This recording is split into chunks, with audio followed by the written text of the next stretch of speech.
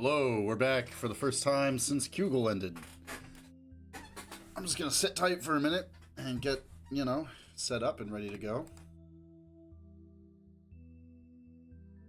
Wait for some folks if they feel like joining. And it's okay if they don't.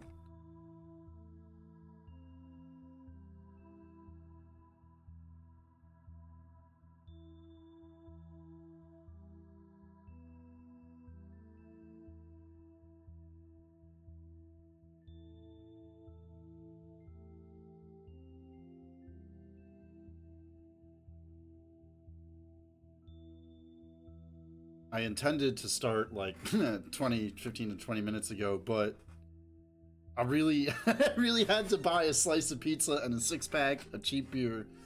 I don't know, something called to me suddenly, and I answered the call. Occasionally, these types of evenings are necessary.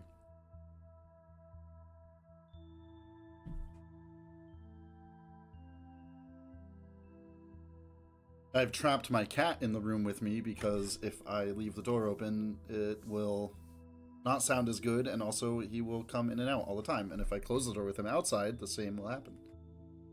Speaking of, I'm doing a different setup today, so if it sounds different, hopefully not worse, just different, that is why. And if it sounds worse, then I will go back to the old setup. And if it's for some reason truly bad, I will re-record.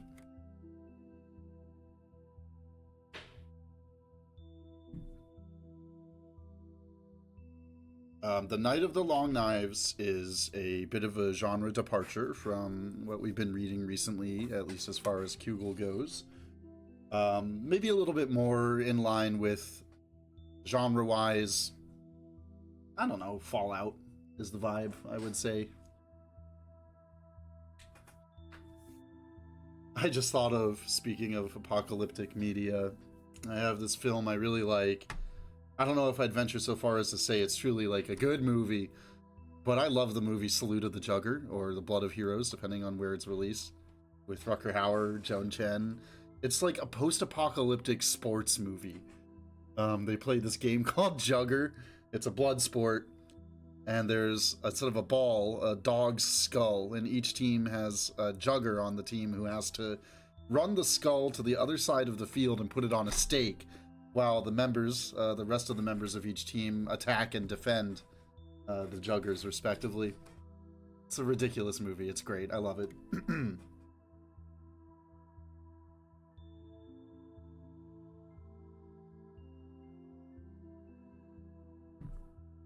All right, let's get started.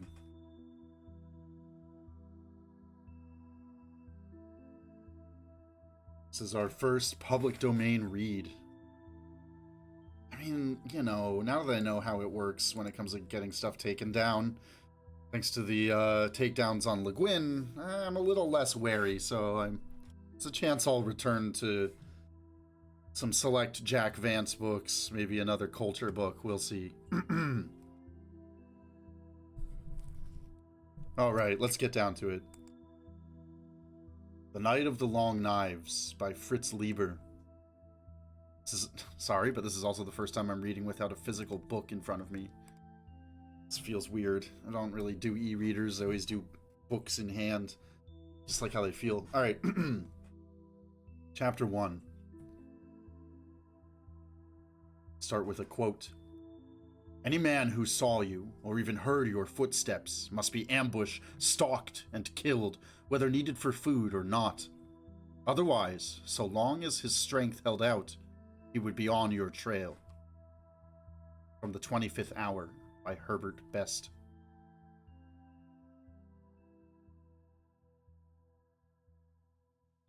I was 100 miles from nowhere, and I mean that literally, when I spotted this girl out of the corner of my eye. I'd been keeping an extra lookout because I still expected the other undead bugger left over from the murder party at Nowhere to be stalking me. I'd been following a line of high-voltage towers, all canted over at the same gentlemanly, tipsy angle by an old blast from the last war. I judged the girl was going in the same general direction and was being edged over toward my course by a drift of dust that even at my distance showed dangerous metallic gleams and dark humps that might be dead men or cattle. She looked slim, dark-topped, and on guard. Small, like me, and wearing a scarf loosely around the lower half of her face in the style of the old buckaroos. We didn't wave or turn our heads or give the slightest indication we'd seen each other as our paths slowly converged, but we were intensely, minutely watchful. I knew I was, and she had better be. Overhead, the sky was a low dust haze, as always. I don't remember what a high sky looks like. 3 years ago, I think I saw Venus, or it may have been Sirius, or Jupiter. The hot, smoky light was turning from the amber of midday to the bloody bronze of evening. The line of towers I was following showed the faintest spread in the direction of their canting. They must have been only a few miles from the blast center. As I passed each one, I could see where the metal on the blast side had been eroded, vaporized by the original blast, mostly smoothly, but with welts and pustules where the metal had merely melted and run. I suppose the lines the towers carried had all been vaporized too, but with the haze I couldn't be sure, though I did see 3 dark blobs up there that might be vultures, perching. From the drift around the foot of the nearest tower, a human skull peered whitely. That is rather unusual. Years later now, you still see more dead bodies with the meat on them than skeletons. Intense radiation has killed their bacteria and preserved them indefinitely from decay, just like the packaged meat in the last advertisements. In fact, such bodies are one of the signs of a really hot drift. You avoid them. The vultures pass up such poisonously hot carrion too. They've learned their lesson. Ahead, some big gas tanks began to loom up like deformed battleships and flat tops in a smokescreen, their prows being the juncture of the natural curve of the off-blast side with the massive concavity of the on-blast side. None of the 3 other buggers and me had too clear an idea of where nowhere had been, hence, in part, the name, but I knew in a general way that I was somewhere in the Deathlands, between Porter County and Washita Parish, probably much nearer the former. It's a real mixed-up America we've got these days, you know, with just the faintest trickle of a sense of identity left, like a guy in the paddedest cell in the most locked-up ward in the whole loony bin. If a time traveler from mid-20th century hopped forward to it across the few intervening years and looked at a map of it, if anybody has a map of it, he'd think that the map had run, that it had got some sort of disease that had swollen a few tiny parts beyond all bounds, paper tumors, while most of the other parts, the parts he remembered carrying names in such big print and showing such bold colors, had shrunk to nothingness. To the east, he'd see Atlantic Highlands and Savannah Fortress. To the west, Walla Walla Territory, Pacific Palisades, and Los Alamos. And there, he'd see an actual change in the coastline, I'm told, where 3 of the biggest stockpiles of fusionables let go and opened Death Valley to the sea, so that Los Alamos is closer to being a port.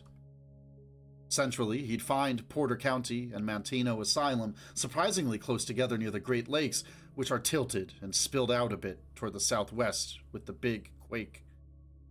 South-centrally, Washita Parish, inching up the Mississippi from old Louisiana under the cruel urging of the Fisher sheriffs. Those he'd find, and a very few other places, including a couple I suppose I haven't heard of. Practically all of them would surprise him. No one can predict what scraps of a blasted nation are going to hang on to a shred of organization and ruthlessly maintain it, and very slowly and very jealously extend it.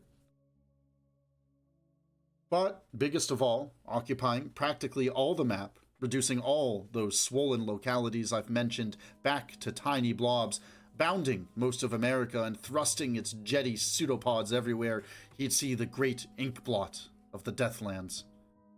I don't know how else, then, by an area of solid, absolutely unrelieved black, you'd represent the Deathlands, with its multicolored, radioactive dusts and its skimpy freightage of lonely Deathlanders, each bound on his murderous, utterly pointless, but utterly absorbing business.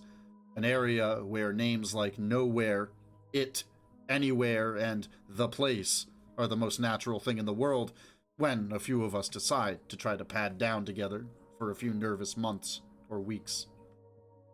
As I say, I was somewhere in the Deathlands near Mantino Asylum. The girl and me were getting closer now, well within pistol or dart range, though beyond any but the most expert or lucky knife throw. She wore boots and a weathered, long-sleeved shirt and jeans. The black topping was hair, piled high in an elaborate coiffure that was held in place by twisted shavings of bright metal. A fine bug trap, I told myself. In her left hand, which was closest to me, she carried a dart gun, pointed away from me, across her body. It was the kind of potent, tiny crossbow you can't easily tell whether the spring is loaded. Back around on her left hip, a small leather satchel was strapped to her belt. Also on the same side were two sheathed knives, one of which was an oddity. It had no handle, just the bare tang. For nothing but throwing, I guessed. I let my own left hand drift a little closer to my banker's special in its open holster. Ray Baker's great psychological weapon, though, who knows, the 238 cartridges it contained might actually fire. The one I'd put to the test at Nowhere had, and very lucky for me. She seemed to be hiding her right arm from me. Then I spotted the weapon it held, one you don't often see, a stevedore's hook. She was hiding her right hand all right. She had the long sleeve pulled down over it, so just the hook stuck out. I asked myself if the hand were perhaps covered with radiation scars, or sores, or otherwise disfigured. We Deathlanders have our vanities. I'm sensitive about my baldness. Then she let her right arm swing more freely, and I saw how short it was. She had no right hand. The hook was attached to the wrist stump. I judged she was about 10 years younger than me. I'm pushing 40, I think, though some people have judged I'm younger. No way of knowing for sure. In this life, you forget trifles like chronology. Anyway, the age difference meant she would have quicker reflexes. I'd have to keep that in mind. The greenishly glinting dust drift that I judged she was avoiding swung closer ahead. The girl's left elbow gave a little kick to the satchel on her hip, and there was a sudden burst of irregular ticks that almost made me start. I steadied myself and concentrated on thinking whether I should attach any special significance to her carrying a Geiger counter. Naturally, it wasn't the sort of thinking that interfered in any way with my watchfulness. You quickly lose the habit of that kind of thinking in the Deathlands, or you lose something else. It could mean she was some sort of greenhorn. Most of us old-timers can visually judge the heat of a dust drift or crater or rayed area more reliably than any instrument. Some buggers claim they just feel it, though I've never known any of the latter too eager to navigate an unfamiliar country at night, which you'd think they'd be willing to do if they could feel heat blind. But she didn't look one bit like a tenderfoot. Like, for instance, some citizen newly banished from Manteno, or like some Porter Burger's unfaithful wife or troublesome girlfriend whom he'd personally carted out beyond the ridges of cleaned-out hot dust that help guard such places, and then abandoned her in revenge or from boredom. And they call themselves civilized, these cultural queers. No, she looked like she belonged in the Deathlands. But then, why the counter? Her eyes might be bad, real bad. I didn't think so. She raised her boot an extra inch to step over a little jagged fragment of concrete. No. Maybe she was just a born double-checker, using science to back up knowledge based on experience as rich as my own, or richer. I've met the super careful type before. They mostly get along pretty well, but they tend to be a shade too slow in the clutches. Maybe she was testing the counter, planning to use it some other way or trade it for something. Maybe she made a practice of traveling by night. Then the counter made good sense. But then why use it by day? Why reveal it to me in any case? Was she trying to convince me that she was a greenhorn? Or had she hoped that the sudden noise would throw me off guard? But who would go to the trouble of carrying a Geiger counter for such devious purposes? And wouldn't she have waited until we got closer before trying the noise gambit? Think, schmink, it gets you nowhere. She kicked off the counter with another bump of her elbow and started to edge in toward me faster.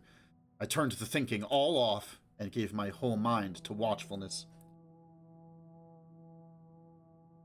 Soon, we were barely more than 8 feet apart, almost within lunging range, without even the preliminary 1-2 step, and still we hadn't spoken or looked straight at each other, though, being that close, we'd had to cant our heads around a bit to keep each other in peripheral vision. Our eyes would be on each other steadily for 5 or 6 seconds, then dart forward an instant to check for rocks and holes in the trail we were following in parallel. A cultural queer from one of the, quote, civilized places would have found it funny, I suppose, if he'd been able to watch us perform in an arena or from behind armor glass for his exclusive pleasure. The girl had eyebrows as black as her hair, which, in its piled-up and metal-knotted state, called to mind African queens, despite her typical pale complexion. Very little ultraviolet gets through the dust. From the inside corner of her right eye socket, a narrow radiation scar ran up between her eyebrows and across her forehead at a rakish angle until it disappeared under a sweep of hair at the upper left corner of her forehead. I'd been smelling her, of course, for some time. I could even tell the color of her eyes now. They were blue. It's a color you never see. Almost no dusts have a bluish cast. There are few blue objects, except certain dark steels. The sky never gets very far away from the orange range, though it is green from time to time, and water reflects the sky.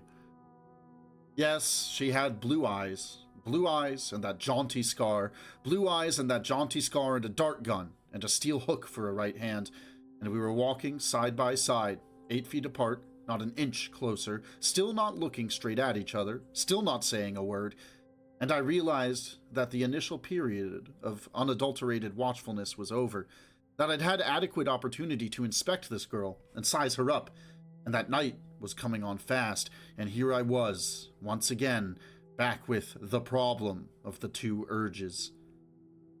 I could either try to kill her or go to bed with her.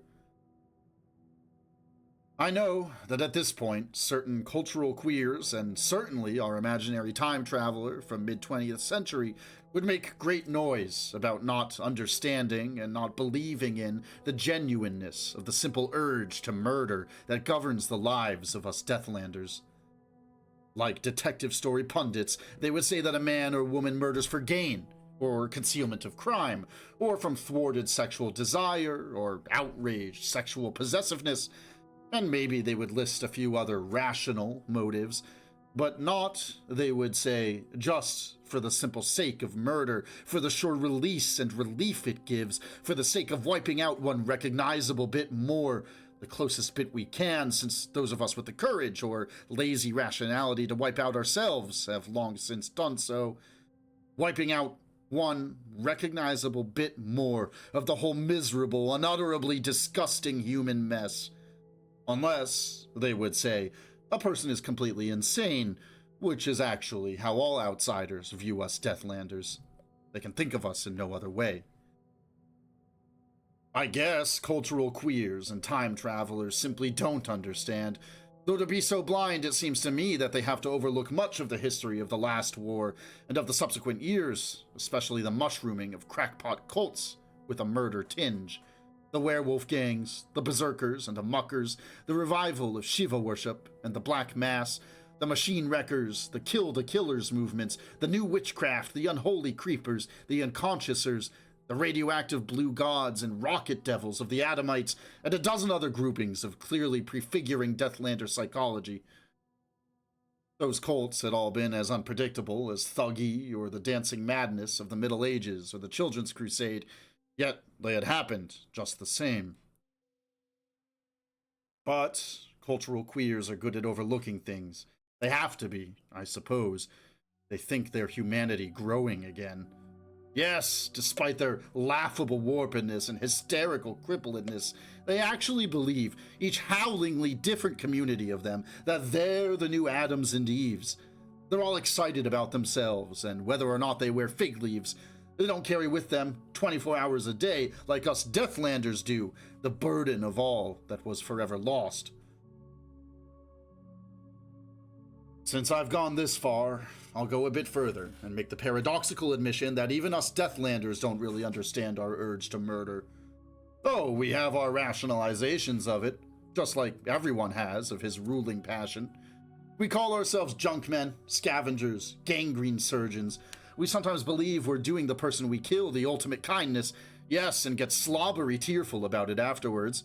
We sometimes tell ourselves we finally found and are rubbing out the one man or woman who is responsible for everything. We talk, mostly to ourselves, about the aesthetics of homicide. We occasionally admit, but only each to himself, alone, that we're just plain nuts. But we don't really understand our urge to murder. We only feel it. At the hateful sight of another human being, we feel it begins to grow in us until it becomes an overpowering impulse that jerks us like a puppet is jerked by its strings into the act itself, or its attempted commission. Like I was feeling it grow in me now, as we did this parallel death march through the reddening haze, me and this girl and our problem, this girl with the blue eyes and the jaunty scar. The problem of the two urges, I said. The other urge, the sexual, is one that I know all cultural queers, and certainly our time traveler, would claim to know all about. Maybe they do. But I wonder if they understand how intense it can be with us Deathlanders when it's the only release, except maybe liquor and drugs, which we seldom can get, and even more rarely dare use. The only complete release, even though a brief one, from the overpowering loneliness and from the tyranny of the urge to kill. To embrace, to possess, to glut lust on, yes, even briefly to love, briefly to shelter in. That was good. That was a relief and release to be treasured. But it couldn't last. You could draw it out, prop it up, perhaps, for a few days, for a month even, though sometimes not for a single night. You might even start to talk to each other a little after a while, but it could never last. The glands always tire, if nothing else. Murder was the only final solution, the only permanent release.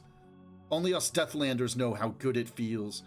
But then, after the kill, the loneliness would come back, redoubled, and after a while, I'd meet another hateful human. Our problem of the two urges. As I watched this girl slogging along parallel to me, as I kept constant watch on her, of course, I wondered how she was feeling the two urges. Was she attracted to the ridgy scars on my cheeks, half revealed by my scarf? To me, they have a pleasing symmetry. Was she wondering how my head and face looked without the black felt skull cap low-visored over my eyes? Or was she thinking mostly of that hook swinging into my throat under the chin and dragging me down? I couldn't tell. She looked as poker-faced as I was trying to. For that matter, I asked myself, how was I feeling the two urges?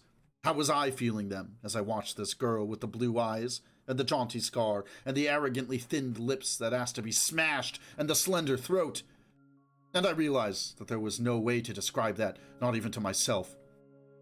I could only feel the two urges grow in me, side by side, like monstrous twins, until they would simply be too big for my taut body, and one of them would have to get out fast.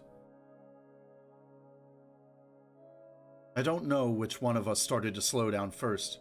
It happened so gradually, but the dust puffs that rise from the ground of the Deathlands under even the lightest treading became smaller and smaller around our steps, and finally vanished altogether, and we were standing still.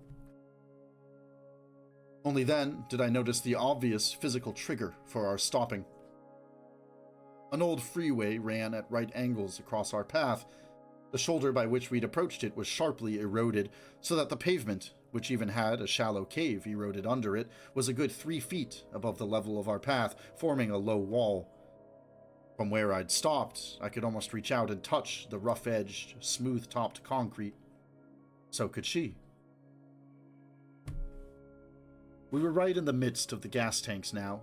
6 or 7 of them towered around us, squeezed like beer cans by the decade-old blast, but their metal looking sound enough until you became aware of the red light showing through in odd patterns of dots and dashes where vaporization, or later erosion, had been complete. Almost, but not quite, lacework. Just ahead of us, right across the freeway, was the 6-story skeletal structure of an old cracking plant, sagged like the power towers away from the blast, and the lower stories drifted with piles and ridges and smooth gobbets of dust. The light was getting redder and smokier every minute. With the cessation of the physical movement of walking, which is always some sort of release for emotions, I could feel the twin urges growing faster in me. But that was all right, I told myself. This was the crisis, as she must realize too, and that should key us up to bear the urges a little longer without explosion. I was the first to start to turn my head. For the first time, I looked straight into her eyes, and she into mine. And as always happens at such times, a third urge appeared abruptly, an urge momentarily as strong as the other two, the urge to speak, to tell, and ask all about it. But even as I started to phrase the first crazily happy greeting, my throat lumped, as I'd known it would, with the awful melancholy of all that was forever lost, with the uselessness of any communication, with the impossibility of recreating the past, our individual pasts, any pasts. And as it always does, the third urge died. I could tell she was feeling that ultimate pain, just like me. I could see her eyelids squeeze down on her eyes, and her face lift, and her shoulders go back as she swallowed hard. She was the first to start to lay aside a weapon. She took 2 sidewise steps toward the freeway and reached her whole left arm further across her body and laid the dart gun on the concrete and drew back her hand from it about 6 inches. At the same time, looking at me hard, fiercely, angrily, you'd say, across her left shoulder. She had the experienced duelist's trick of seeming to look into my eyes, but actually focusing on my mouth. I was using the same gimmick myself. It's tiring to look straight into another person's eyes, and it can put you off guard. My left side was nearest the wall, so I didn't for the moment have the problem of reaching across my body. I took the same sidewise steps she had, and using just 2 fingers, very gingerly, disarmingly, I hoped, I lifted my antique firearm from its holster and laid it on the concrete and drew back my hand from it all the way. Now it was up to her again, or should be. Her hook was going to be quite a problem, I realized, but we needn't come to it right away. She temporized by successively unsheathing the 2 knives at her left side and laying them beside the dart gun. Then she stopped, and her look told me plainly that it was up to me. Now, I am a bugger who believes in carrying one perfect knife. Otherwise, I know for a fact you'll go knife-happy and end up by weighing yourself down with dozens, literally. So I am naturally very reluctant to get out of touch in any way with Mother, who is a little rusty along the sides, but made of the toughest and most sharpenable alloy steel I've ever run across. Still, I was most curious to find out what she'd do about that hook, so I finally laid Mother on the concrete beside the .38 and rested my hands lightly on my hips, all ready to enjoy myself. At least I hoped I gave that impression. She smiled. It was almost a nice smile. By now we'd let our scarves drop since we weren't raising any more dust, and then she took hold of the hook with her left hand and started to unscrew it from the leather and metal base fitting over her stump. Of course, I told myself. And her second knife, the one without a grip, must be that way so she could screw its tang into the base when she wanted a knife on her right hand instead of a hook. I ought to have guessed.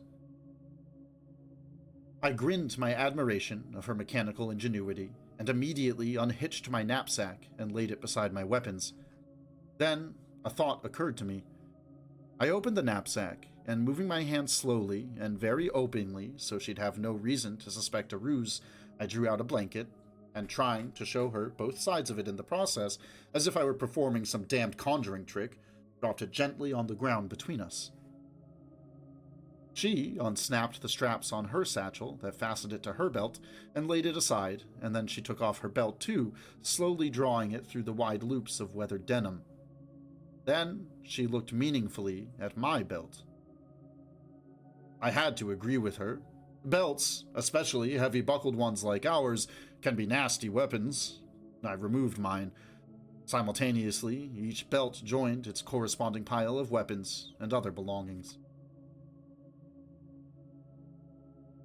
She shook her head, not in any sort of negation, and ran her fingers into the thick black hair at several points to show me it hid no weapon, then looked at me questioningly. I nodded that I was satisfied. I hadn't seen anything run out of it, by the way. Then she looked up at my black skullcap, and she raised her eyebrows and smiled again, this time with a spice of mocking anticipation. In some ways, I hate to part with that headpiece more than I do with Mother. Not really because of its sandwiched lead mesh inner lining. If the rays haven't baked my brain yet, they never will, and I'm sure that the patches of lead mesh sewed into my pants over my loins gave me a lot more practical protection.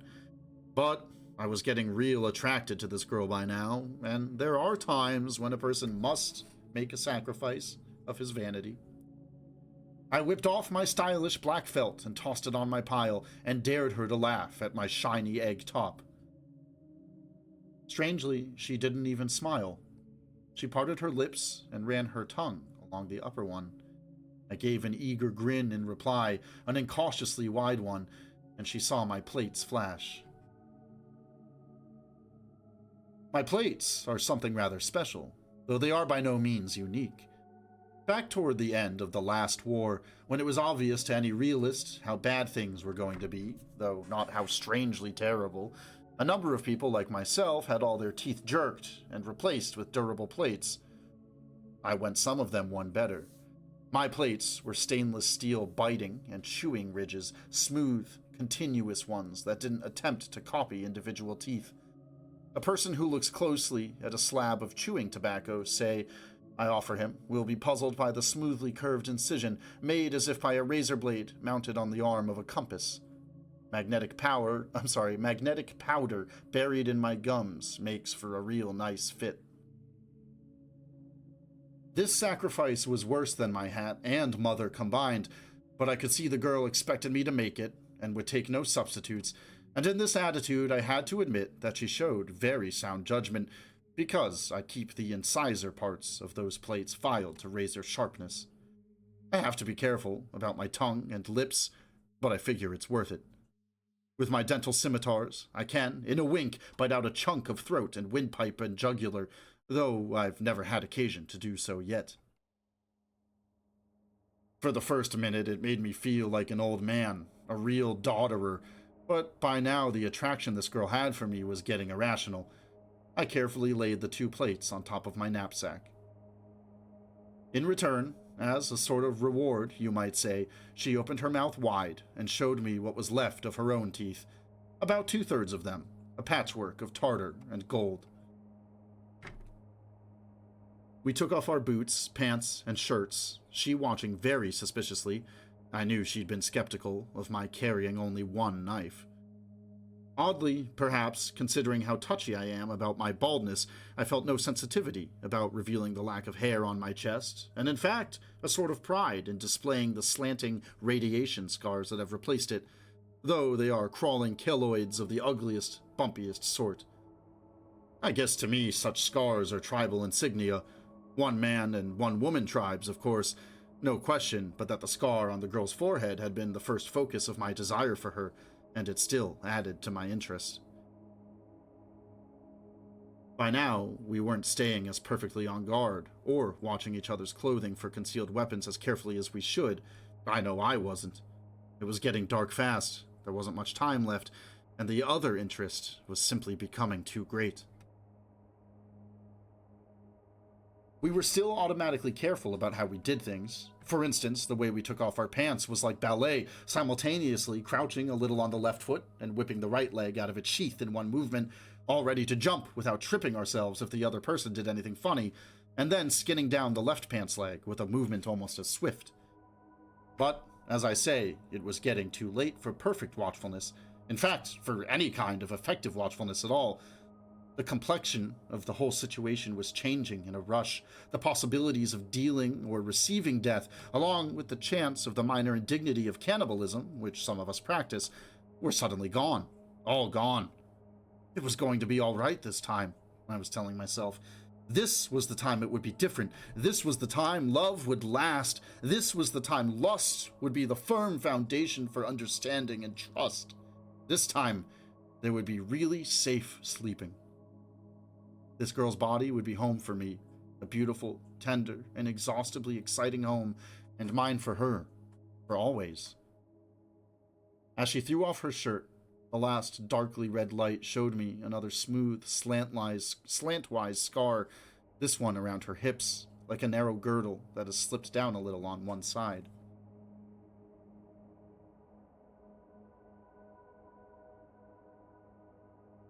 That's actually the end of Chapter 1. Chapter 2 is longer.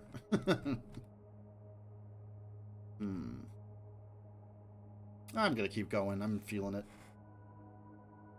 But let me take a little drink first.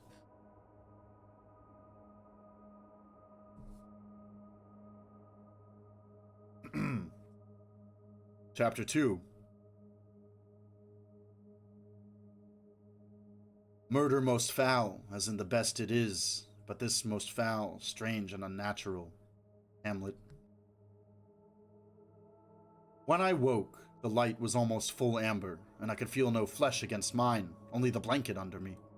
I very slowly rolled over, and there she was, sitting on the corner of the blanket, not 2 feet from me, combing her long black hair with a big, wide-toothed comb she'd screwed into the leather and metal cap over her wrist stump. She'd put on her pants and shirt, but the former were rolled up to her knees, and the latter, though tucked in, wasn't buttoned. She was looking at me, contemplating me, you might say, quite dreamily, but with a faint, easy smile. I smiled back at her. It was lovely. Too lovely. There had to be something wrong with it. There was. Oh, nothing big, just a solitary trifle. Nothing worth noticing, really. But the tiniest solitary things can sometimes be the most irritating, like one mosquito. When I'd first rolled over, she'd been combing her hair straight back, revealing a wedge of baldness following the continuation of her forehead scar deep back across her scalp. Now, with a movement that was swift, though not hurried-looking, she swept the mass of her hair forward and to the left so that it covered the bald area. Also, her lips straightened out. I was hurt. She shouldn't have hidden her bit of baldness. It was something we had in common, something that brought us closer. And she shouldn't have stopped smiling at just that moment. Didn't she realize I loved that blaze on her scalp just as much as any other part of her? That she no longer had any need to practice vanity in front of me? Didn't she realize that as soon as she stopped smiling, her contemplative stare became an insult to me? Right, what right had she to stare critically, I felt sure, at my bald head? What right had she to know about the nearly healed ulcer on my left shin? That was a piece of information worth a man's life in a fight. What right had she to cover up, anyways, while I was still naked? She ought to have waked me up so that we could have got dressed as we'd undressed, together. There were lots of things wrong with her manners. Oh, I know that if I'd been able to think calmly, maybe if I just had some breakfast or a little coffee inside me, or even if there'd been some hot breakfast to eat at that moment, I'd have recognized my irritation for the irrational, one mosquito surge of negative feeling that it was. Even without breakfast, if I just had the knowledge that there was a reasonably secure day ahead of me in which there'd be an opportunity for me to straighten out my feelings, I wouldn't have been irked. Or at least being irked wouldn't have bothered me terribly. But a sense of security is an even rarer commodity in the Deathlands than a hot breakfast. Given just the ghost of a sense of security and or some hot breakfast, I'd have told myself that she was merely being amusingly coquettish about her bald streak and her hair, that it was natural for a woman to try to preserve some mystery about herself in front of the man she beds with. But you get leery of any kind of mystery in the Deathlands. It makes you frightened and angry, like it does an animal. Mystery is for cultural queers, strictly. The only way for two people to get along together in the Deathlands, even for a while, is never to hide anything, and never make a move that doesn't have an immediate, clear explanation. You can't talk, you see, certainly not at first, and so you can't explain anything.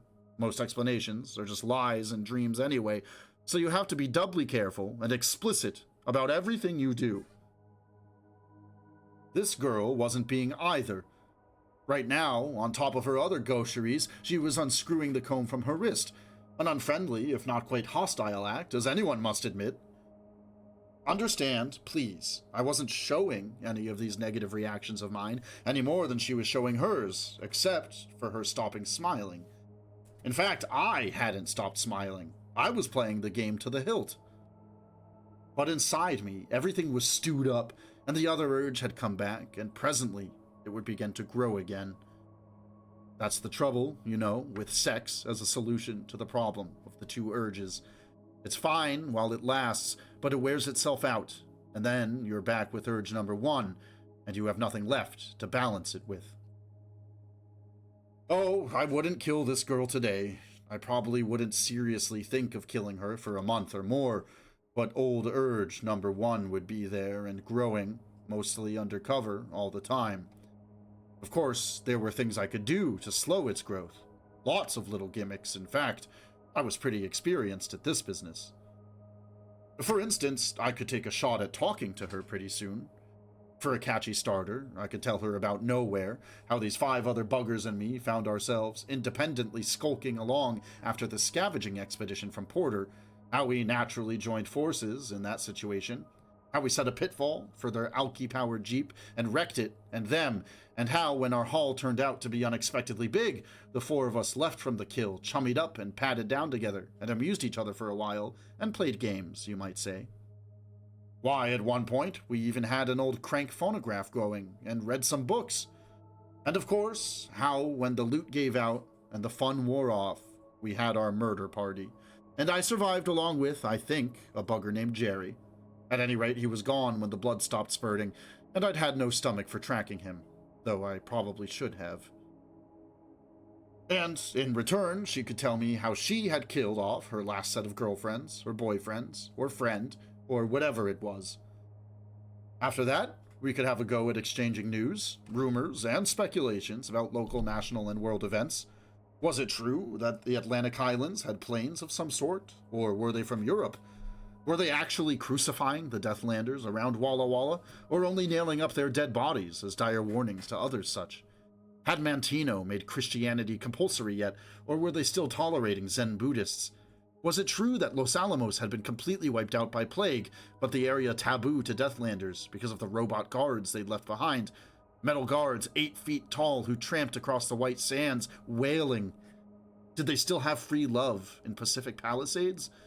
Did she know there'd been a pitched battle fought by expeditionary forces from Washita and Savannah Fortress? Over the loot of Birmingham, apparently, after yellow fever had finished off that principality. Had she rooted out any, quote, observers lately? Some of the civilized communities, the more scientific ones, try to maintain a few weather stations and the like in the Deathlands, camouflaging them elaborately and manning them with 1 or 2 impudent characters to whom we give a hard time if we uncover them. Had she heard the tale that was going around that South America and the French Riviera had survived the last war absolutely untouched? And the obviously ridiculous rider that they had blue skies there and saw stars every 3rd night? Did she think that subsequent conditions were showing that the Earth actually had plunged into an interstellar dust cloud coincidentally with the start of the last war? The dust cloud used as cover for the first attacks, some said. Or did she still hold with the majority that the dust was solely of atomic origin, with a little help from volcanoes and dry spells? How many green sunsets had she seen in the last year? After we'd chewed over those racy topics, and some more like them, and incidentally got bored with guessing and fabricating, we might, if we felt especially daring and conversation were going particularly well, even take a chance on talking a little about our childhoods, about how things were before the last war, though she was almost too young for that, about the little things we remembered. The big things were much too dangerous topics to venture on, and sometimes even the little memories could suddenly twist you up as if you'd swallowed lye. But after that, there wouldn't be anything left to talk about. Anything you'd risk talking about, that is.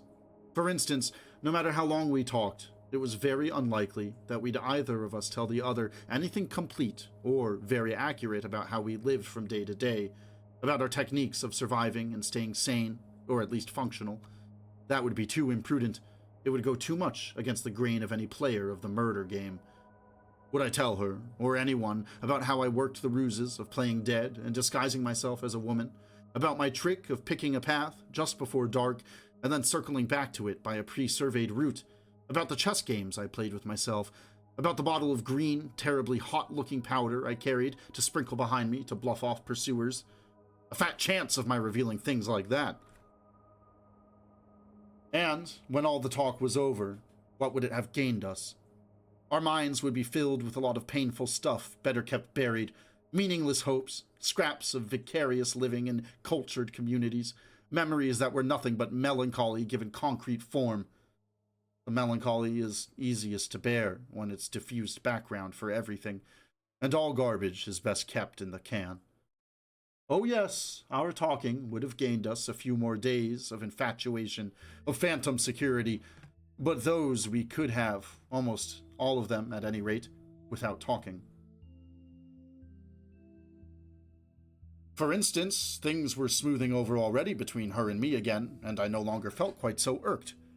She'd replaced the comb with an inoffensive-looking pair of light pliers, and was doing up her hair with the metal shavings. And I was acting as if content to watch her, as, in a way, I was. I still made no move to get dressed. She looked real sweet, primping herself that way. Her face was a little flat, but it was young, and the scar gave it just the fillip it needed. But what was going on behind that forehead right now? I asked myself. I felt real psychic this morning. My mind as clear as a bottle of white rock you find miraculously unbroken in a blasted tavern, and the answers to the question I'd asked myself came effortlessly. She was telling herself that she'd got herself a man again, a man who was adequate in the primal clutch, I gave myself that pat on the back, and that she wouldn't have to be plagued and have her safety endangered by that kind of mind-dulling restlessness and yearning for a while. She was lightly playing around with ideas about how she'd found a home and a protector, knowing she was kidding herself, that it was the most gimcracky feminine make-believe, but enjoying it just the same. She was sizing me up, deciding in detail just what I went for in a woman, what whetted my interest, so she could keep that roused as long as she seemed desirable or prudent to her. As long as seemed desirable or prudent to her to continue our relation. She was kicking herself, only lightly to begin with, because she hadn't taken any precautions. Because we, who have escaped hot death against all reasonable expectations by virtue of some incalculable resistance to the ills of radioactivity, quite often find we've escaped sterility too. If she should become pregnant, she was telling herself, then she had a real sticky business ahead of her, where no man could be trusted for a second. And because she was thinking of this, and because she was obviously a realistic Deathlander, she was reminding herself that a woman is basically less impulsive and daring and resourceful than a man, and so had always be better sure that she gets in the first blow. Okay, the book is dating itself, isn't it? She would be thinking that I was a realist myself, and a smart man, one able to understand her predicament quite clearly, and because of that, a much sooner danger to her. She was feeling old number one urge starting to grow in her again, and wondering whether it mightn't be wisest to give it the hothouse treatment. That is the trouble with a clear mind. For a little while, you see things as they really are, and you can accurately predict how they're going to shape the future. And then suddenly you realize you've predicted yourself a week or a month into the future, and you can't live the intervening time anymore because you've already imagined it in detail. People who live in communities, even the cultural queers of our maimed era, aren't much bothered by it. There must be some sort of blinker they hand you out along with the key to the city. But in the Deathlands, it's a fairly common phenomenon, and there is no hiding from it.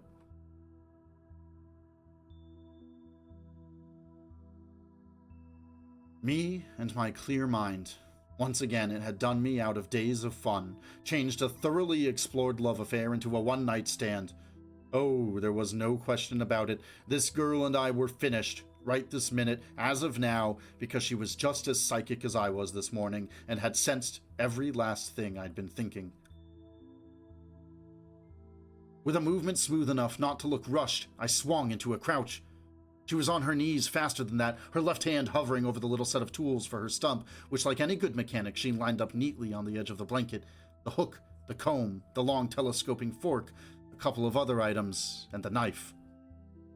I'd grabbed a handful of blanket, ready to jerk it from under her. She'd seen that I'd grabbed it. Our gazes dueled. There was a high-pitched whine over our heads, quite loud from the start, though it sounded as if it were very deep up in the haze. It swiftly dropped in pitch and volume. The top of the skeletal cracking plant across the freeway glowed with St. Elmo's fire. 3 times it glowed that way, so bright we could see the violet-blue flames of it reaching up despite the full amber daylight. The whine died away, but in that last moment, paradoxically, it seemed to be coming closer. This shared threat for any unexpected event is a threat in the Deathlands, and a mysterious event doubly so put a stop to our murder game. The girl and I were buddies again, buddies to be relied on in a pinch for the duration of the threat, at least. No need to say so, or to reassure each other of the fact in any way. It was taken for granted. Besides, there was no time. We had to use every second allowed us in getting ready for whatever was coming. First, I grabbed up Mother. Then I relieved myself. Fear made it easy. Then I skinned into my pants and boots, slapped in my teeth, thrust the blanket and knapsack into the shallow cave under the edge of the freeway, looking around me all the time so as not to be surprised from any quarter. Meanwhile, the girl had put on her boots, located her dart gun, unscrewed the pliers from her stump, put the knife in, and was arranging her scarf so it made a sling for the maimed arm. I wondered why, but had no time to waste guessing, even if I'd wanted to, for at that moment a small, dull silver plane, beetle-shaped more than anything else, loomed out of the haze beyond the cracking plant and came silently drifting down toward us. The girl thrust her satchel into the cave, and along with it her dart gun. I caught her idea and tucked Mother into my pants behind my back. I'd thought from the first glimpse of it that the plane was disabled. I guess it was its silence that gave me the idea. This theory was confirmed when one of its very stubby wings or vanes touched a corner pillar of the cracking plant. The plane was moving in too slow a glide to be wrecked. In fact, it was moving in a slower glide than I would have believed possible, but then it's many years since I've seen a plane in flight. It wasn't wrecked, but the little collision spun it around twice in a lazy circle, and it landed on the freeway with a scuffing noise not 50 feet from us. You couldn't exactly say it had crashed in, but it stayed at an odd tilt. It looked crippled, all right. Kind of want to stop here because there's an exciting turn of events coming, and I have to go soon, so I don't want to begin that turn of events and then leave in the middle. So I think this is a good place to stop, right after this crippled plane makes a bit of a crash landing. I think we can pick up from there next time. You know what? I'm going to not bother to interject when Fritz Leiber writes things that are obviously products of their time. Probably folks can figure that out for themselves and don't need me making a little aside like I did today. So yeah, but you get the idea. Look, it was written in, God, was it the 50s? Maybe before that. So, you know, just take that under consideration. All right, yeah, let's stop there. I think that's a good place. If you listened in today, thanks for joining me. I appreciate it. If you're listening on YouTube later on, then thanks for that too. As always, Aindulmedir is my fave. Thanks to him for letting me use his tunes. He's a very cool dude. Today we listened to Star Lore, his 2023 album. You can find it and all of his other work on Spotify, Bandcamp, and YouTube. Go check him out, give him a listen, subscribe, what have you. He's allowed me to use his music this whole time from the start, and it's thanks to Aindulmedir that I've had backing tracks for the last 100 videos. So I just want to make sure he gets the love he deserves, not just because he's generous, but because his music is really damn good. But yeah, if you have any feedback, any other thoughts about public domain stories that you'd like me to read moving forward, let me know. You can email me. It's the same as my YouTube account name at gmail.com. And yeah, thanks for hanging out. I'm looking forward to continuing this story. It's novel length-ish, maybe a little shorter. Maybe you would call it a novella, but it'll keep us going for a while. And if I find something else that really draws me in, then maybe we'll read 2 books at once again, like we have in the past. All right, folks, thanks for hanging, and I will see you next time. Catch you again soon.